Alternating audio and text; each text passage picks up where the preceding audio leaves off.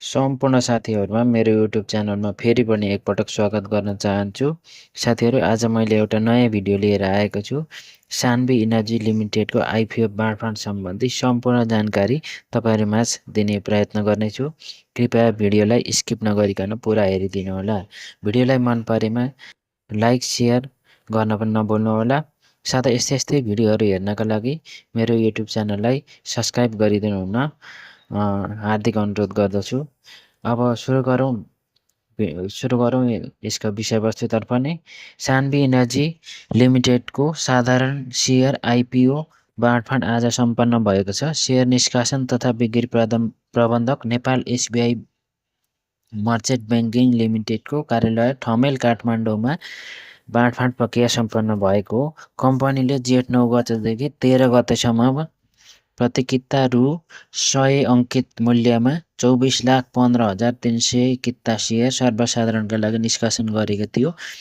यस आइपिओमा अत्याधिक आवेदन परेको थियो। बिक्री प्रबन्धकका अनुसार 20,43,249 आवेदकले 2,39,91,820 किता शेयरको माग गर्दै आवेदन दिएका थिए। तीमध्ये 3,674 आवेदन रद्द भएका छन् भने 20,30,157 आवेदन वैध ठहरिएका छन्।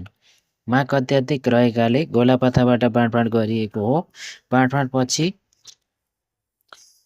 कुल 2,41,530 आवेदकले मात्र भाग्यशाली बन्दै 10 किताका दरले शेयर प्राप्त गरेका छन्। बाँकी करिब 18 लाख भन्दा बढी आवेदक हात भने खाली भएको छ। यो त भयो आइपिओ बाँडफाँड सम्बन्धी सम्पूर्ण जानकारी। अब कुरा गरौँ आइपिओ रिजल्ट छिटो छरितो तरिकाबाट कसरी हेर्न सकिन्छ भन्ने बारेमा जानकारी। पहिलो नम्बरमा रहेको छ नेपाल एसबिआई मर्चेन्ट बैंकिङ लिमिटेडको वेबसाइट www.nsmbl.com.np बाट पनि हेर्न सकिनेछ। त्यस्तै गरेर सिडिएससी को पोर्टल iporesult.cdsc.com मा गएर पनि रिजल्ट हेर्न सकिन्छ। त्यसैगरी मेरो शेयर एप्लिकेसनबाट पनि तपाईहरुले रिजल्ट हेर्न सक्नुहुनेछ।